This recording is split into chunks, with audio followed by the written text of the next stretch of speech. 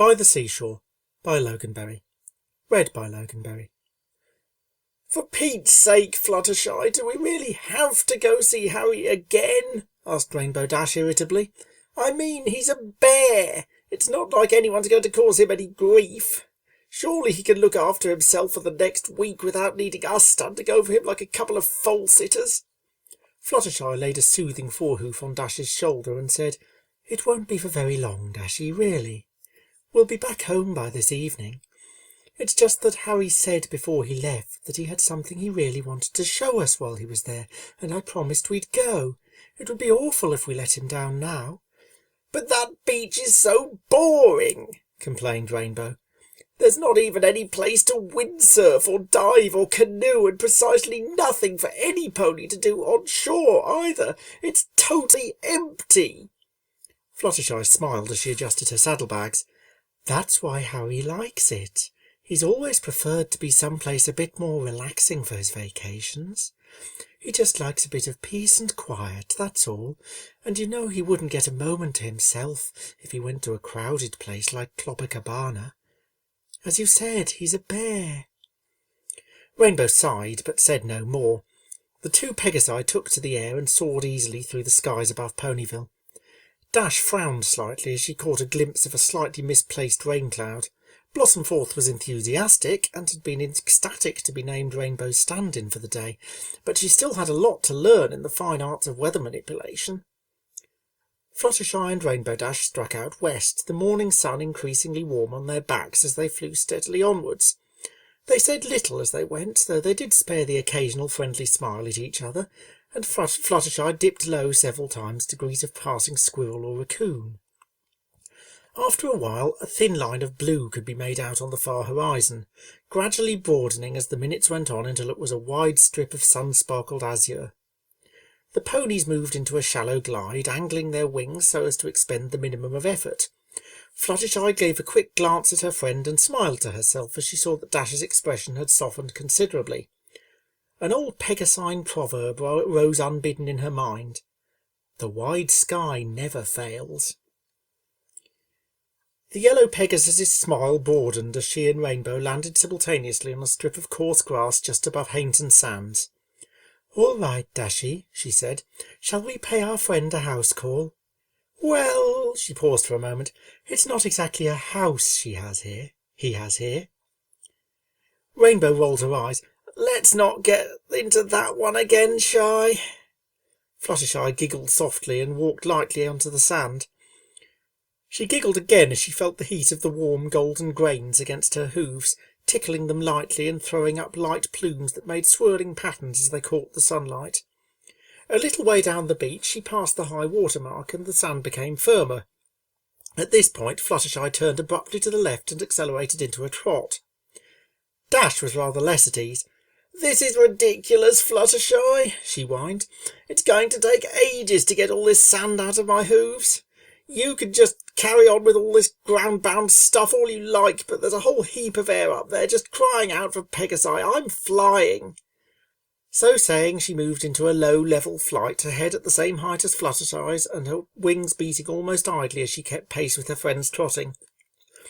As Rainbow had said back in Ponyville, Hainton was indeed a lonely beach. There wasn't anything wrong with it, it was just too far from civilization for most ponies to bother with, especially when the dubious delights of Trotty Carlo lay just a few miles from Manhattan and were now linked to that great metropolis by a direct rail service. There were certainly no trains to Hainton, there was barely even a road. What there were paw prints.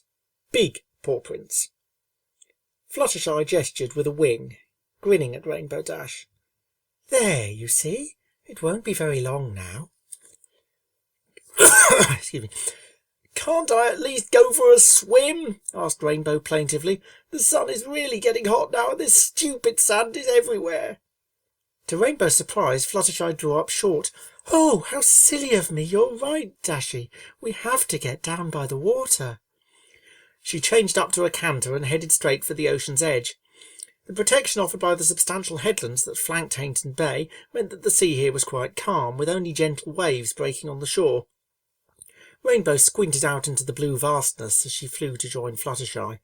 but even her sharp eyes could see nothing but a dancing haze in the far distance that might or might not have been a sailing yacht.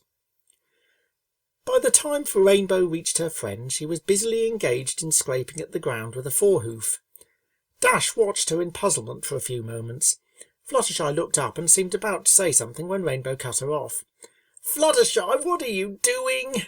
Is this another of those crazy ideas you picked up from Zecora?" "Now, Rainbow Dash," said Fluttershy, rather sternly by her standards, "just because Zecora digs up her herbs like this does not make her crazy. I'm surprised at you after all this time.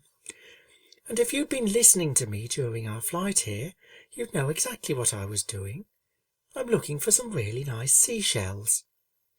Rainbow furrowed her brow and looked sideways at Fluttershy. Why?" "To take with us," said Fluttershy simply. Rainbow gave her a confused look, but decided not to press the issue and joined in the hunt in a somewhat disengaged manner. Every so often she would find a shell and present it to Fluttershy for inspection. Many shells that Rainbow thought looked perfectly good were rejected, but she persevered. It was worth it to see the look of happiness on Fluttershy's face when she dug up a large conch. "Oh, Rainbow, that's absolutely perfect!" Fluttershy exclaimed, deftly taking the shell and depositing it safely in a saddle-bag. "I think we can get going now. Harry will be so pleased. Thank you ever so much for helping me. I couldn't have done this without you." Rainbow grimaced as the large brown bear sitting across the table from her gave a snort of frustration. She did her best not to let her apprehension show, keeping her eyes firmly fixed to the rough wooden board that lay before her. Out of the corner of her eye she could see Fluttershy resting on her haunches beside her. The sight gave her a certain amount of reassurance, but an irritated bear was not something she could really ignore, especially in this low-roofed cave where flight would be close to impossible. Okay, I know," she said, as much to Fluttershy as to Harry herself. "Call it beginner's luck." Fluttershy turned to her, grinning. "I don't think I've ever heard you claim that quality for yourself before, Dashy." Yeah, very funny. There's a great big bear in here with me in case you hadn't noticed. Or do you just class all the critters you deal with the same or something?"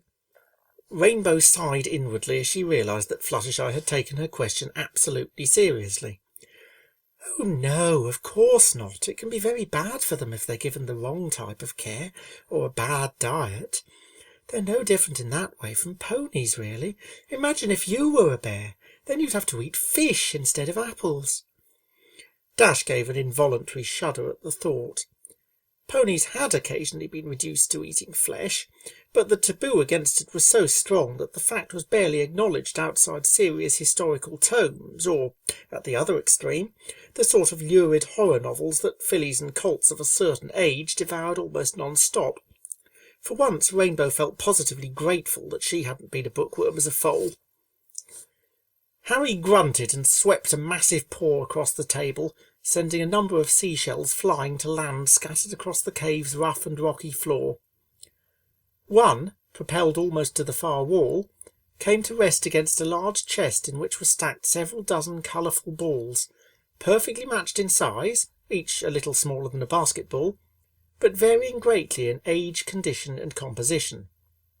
Most were fully inflated, but one or two were flabby and old, with nicks and scratches covering their formerly smooth skins. Having cleared the playing surface, Harry picked up the conch shell Rainbow Dash had found, and with surprisingly delicate claws held it out to the pony sitting opposite. She stared at it blankly. "Go on, take it," urged Fluttershy, nodding and smiling at her friend. "Excuse me," said Rainbow, completely lost. "What exactly am I meant to do with this? It's a shell, Fluttershy." Nevertheless, she accepted the conch from the bear, who gave another grunt, this one carrying with it a rather more contented feel. "Oh, Rainbow Dash," said Fluttershy, "you don't do anything with it. You just put it on a shelf in your house for other ponies to see. If you want to, that is. I told you this morning that Harry wanted to show us something, and this is it." She extended a forehoof towards the now bare table. "His holiday cave didn't have a board installed, so he made it himself. And, well, I thought we'd find him some nice new pieces to use with it. Yes. It's a trophy, Rainbow Dash. Besides, Fluttershy finished with a smile, you have something else to boast to Applejack about now. She's never been a champion at playing seashells.